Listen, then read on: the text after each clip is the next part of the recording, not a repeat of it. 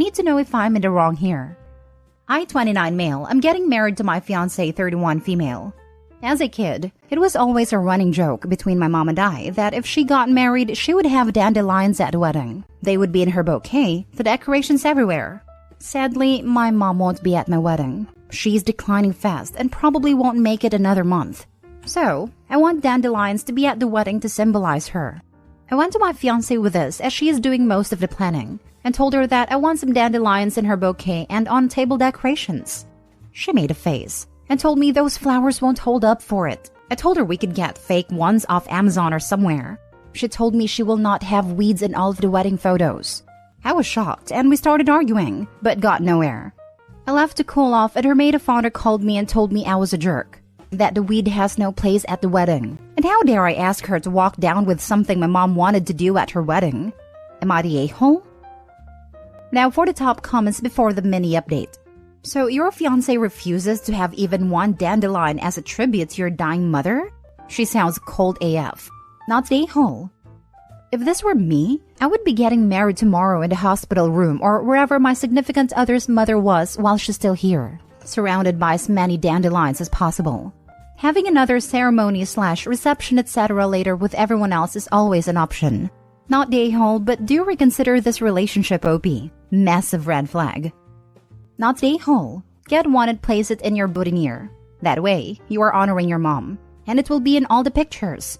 Go on Google Pictures or Pinterest to show how it can be done tastefully. This is great. Also, if your bride-to-be won't bend an inch to honor your mom while she's dying, then she's an a-hole. It's not that big of a deal to put a less glamorous flowers into the decor. I bet most professional decorators/florists would take up the challenge to make it look good. Not the a-hole. It strikes me that the bride was all no, and not even let's find a solution. There are plenty of options if she doesn't want a live dandelion in her bouquet, like maybe a little pin or keychain of one attached to whatever is keeping the bouquet together. Not the a-hole. Weed is a subjective term and this means a lot to you. She can't make one compromise for something that's really important to you because her aesthetic matters more? That does not bode well for your marriage. You sure this lady is the one? Also, whenever you do get married, you should also put a dandelion pinned to your lapel or something so you can represent your mom too. Edit/update. I went back to talk to her with all of the suggestions. I really like the dandelion on a plate from my mom or the dandelion lights. We were going to have a light wall, and it would be easy to switch out since we give the person the lights we want. Anyways, I asked if she knew maid of honor called me and she was surprised by that. I also asked if this is my wedding too, or should I just be happy not to have a say? She was quiet at that. I then asked why we can't compromise somewhere for the dandelions. Why they can't be anywhere? Well, she doesn't like my mother. I have been spending a lot of time with her recently and she feels neglected. She doesn't want to be reminded about my mother on what is supposed to be the happiest day of her life. I don't know where to go from here. Next story. Am I the a-hole for wanting to pay down my house instead of spending on a vacation for my boyfriend and I when I got a major pay bump? I just job hopped and landed a job at a frankly ridiculous salary. I went from making $120K from doing software engineering to $310K in a senior systems engineering role, plus a sign-on bonus and stock options. It's a startup company that's high risk, high reward. So it's a gamble if the company will still exist in a few years, but for now it's great. I decided I didn't want to change my lifestyle at all, since the money is probably temporary. So, I kept on spending like usual and just put all the extra money into maxing out my retirement savings and paying down my house. I've also been in a relationship with my boyfriend Jason for about a year and a half. He makes about 90K, so he's doing really well himself. We're both in a low cost of living rural area, and he's still making a lot more than average here. But after I got a new job, he started being really critical of how I spend, or don't spend. Like I wanted to build a sunroom gazebo for my house. So I went to the construction material recycling and reuse center to buy some lumber and some vintage windows to make it. Woodworking and DIY is genuinely a hobby of mine, but my boyfriend made fun of me for still going to the junkyard to build the gazebo even when I could afford to hire a contractor. But the bigger fight has been about a vacation. We'd planned to do a road trip in the summer, camping most of the way, and staying in hotels a night or two a week to shower and stay near cities we visit. But after I got a new job, he wants to stay in hotels every night. I was kind of stressed about that because I don't want to start spending like I always have this kind of cash flow and have that lifestyle creep, since I know it might not last, and I don't want to feel disappointed or struggle when I have to scale back my spending. So it was really important to me to just put away whatever extra money that's temporarily coming through for the future. But my boyfriend told me I was being ridiculous, wanting to sleep on a ground at our vacation when I was making so much. I said I love camping. I was looking forward to all the camping and hiking and climbing we'd planned. And he just kind of snapped at me saying that I seem to love everything that's cheap or free, and it's kind of entitled honestly. I said if anyone's acting entitled, it's honestly him, when he just wanted me to pay for something he didn't even ask if I wanted, didn't even offer to split the cost or anything. It's like he just saw me making more and decided he wanted to spend it. We had this big fight where he said I was all me, only caring about my house and my retirement, and how I'd spend thousands a month paying my mortgage faster than I need to, but wouldn't even do the minimum to make our vacation nice. Am I the a-hole for wanting to use the money coming in from a new job to save for the future? Your boyfriend sounds like he has extremely different financial values from you.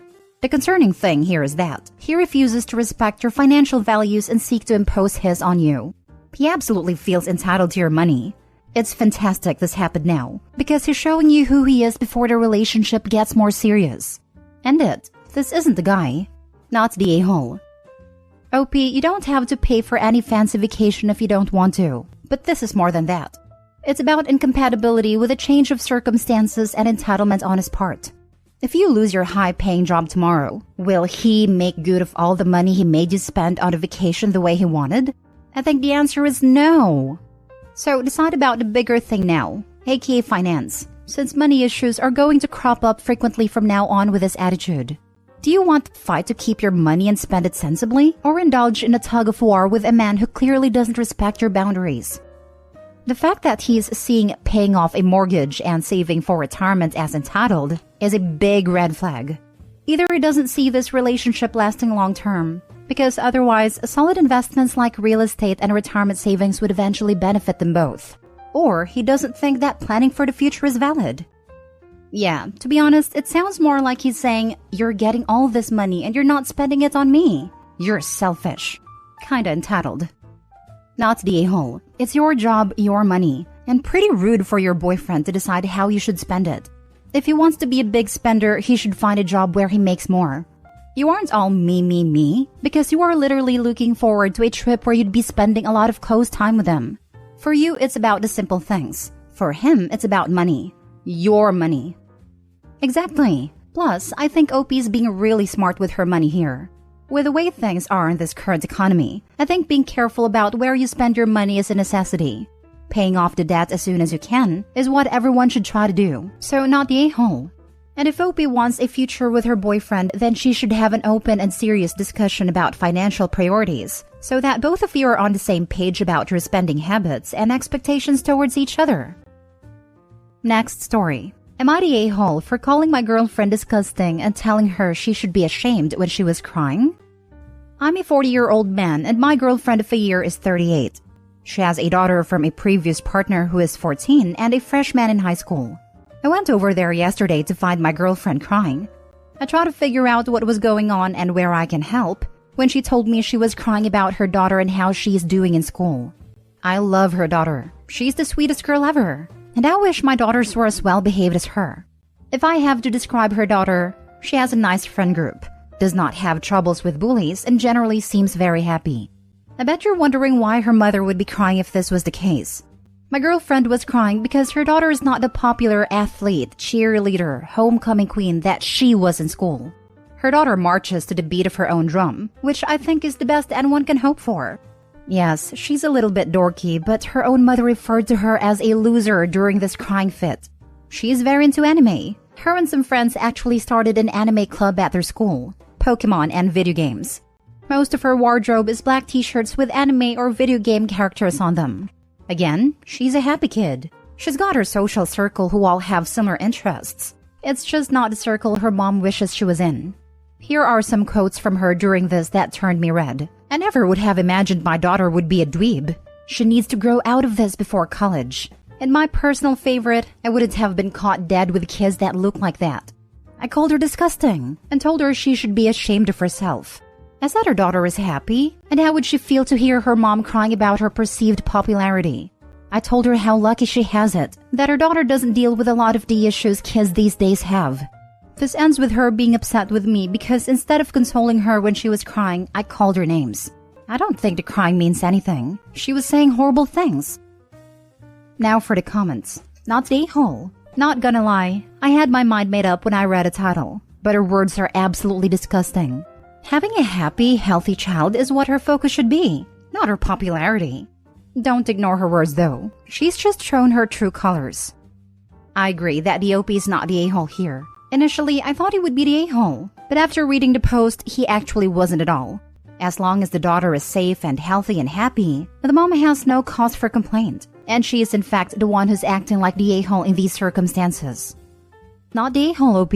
Calling your girlfriend disgusting is not only not going too far. In my opinion, it doesn't go far enough to describe her hateful attitude towards her daughter. Cheers to you, OP, the boyfriend, for accepting, supporting, and loving this child more than her actual mother. Make sure the daughter knows this, because I feel like it's only a matter of time before her own mother starts bullying her and trying to force her to be an exact copy of what she was in high school, if she hasn't already done so. I mean, for crying out loud, this woman seems more focused on treating her daughter like she's a trophy child than as her daughter, and that's just deplorable. I don't think her mom would go that far to start making things difficult for her daughter, but it is clearly eating her up inside. She's very conscious about what she thinks other people think of her. Info, have you just been ignoring a bunch of red flags for a year? There's no way you haven't previously noticed that your girlfriend is superficial and immature, to the point where she would crap talk about her own daughter. Do us all a favor and wait for this post to get more responses and then show it to your girlfriend.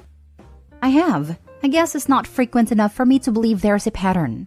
I've always treated them as one-off instances. Maybe I am wrong.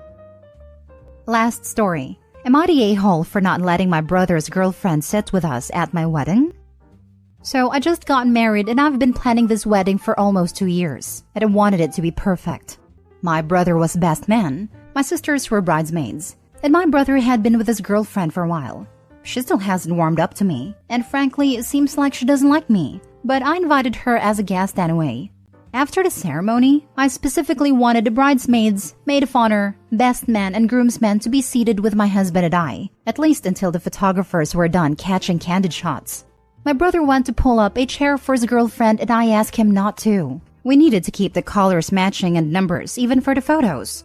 His girlfriend looked offended, so I told her it'd only take a few minutes and then she could join us. But right now, she just needed to stay out of the shots. My brother talked to her a little before she walked to the back tables, which she didn't have to do. She could have sat closer. My brother looked irritated, which made me slightly irritated because I didn't want him looking unhappy in the pictures. So I said he could at least pretend to look happy. I don't know why that sent him, but it did. He went off about her being shy and already feeling unwelcome in the family, and I'm not making it easy for her. I told him it didn't seem like she was happy to be here anyway. She doesn't seem like she wants to be part of this family at all. And frankly, I didn't want her unhappy expression to be permanently displayed in pictures of what's supposed to be a happy occasion. Then he storms off and sits with her. I was pissed. This was supposed to be my day. It wasn't about her. Maid is sitting at the table and even in the pictures anyway, but they still turned out okay. My brother isn't talking to me, even though I apologized and offered to apologize to his girlfriend. Some things I said out of anger, but also feel like I should have been granted some respect, and they should know how important it was to me, since they know I'd been planning this day for so long. The rest of our family and friends at the table just tell me it was awkward and don't want to pick sides. So am I the a-hole? Edit. All partners were aware and perfectly fine with waiting for pictures to be done. After the more formal candid shots were done, everyone was free to go where they wanted. Actual candid shots were going to be taken when everybody let loose and started having fun, and everyone was able to get pictures taken with friends, partners, and family. The staged candid shots were specifically to be framed and put up in our house, so I preferred only the people involved in the wedding to be in those. Everything else would be put in an album, and also shared with friends and family who might want to print theirs out. My brother and his girlfriend are still in many of the pictures. For the record, I don't think she was actively trying to get into shot or mess anything up. My brother and his girlfriend have been together around a year. And for anyone confused by the staged candid photos, I understand it sounds pretentious, but it's not easy taking actual candid shots of 10 people without at least one person looking like they're in the middle of a sneeze or something. I thought it was common etiquette that only the wedding party sit at a head table. I don't recall being at a wedding where that was not the case. Not the whole. We had 2 head tables because we wanted our wedding party dates with our partners. It also helped when one of the bridesmaids was engaged to a groomsman. But I have been to more than plenty of weddings where my wife was in the bridal party and had to sit with other people. Once the dancing starts, everyone moves around. But I will say with digital pictures, the photographer usually takes way more pictures than you could possibly fill an album with. So there really was no harm in having her in a picture at the head table, when you can take another with her not in it. We had way more photos that we didn't use, and if the photographer actually printed them out, we gave them to the guest, not the a-hole. Not the a-hole. No one wants a random ex-girlfriend of their sibling in the wedding photo on their wall. Yep, no one wants to say this, but at a time the sibling/friend will beg to have their partner in the photo, and then a year later will beg to have the photo taken down or edited to remove the ex they now hate. She only wanted a girlfriend not to be in a few photos of the wedding party, who were all wearing matching outfits.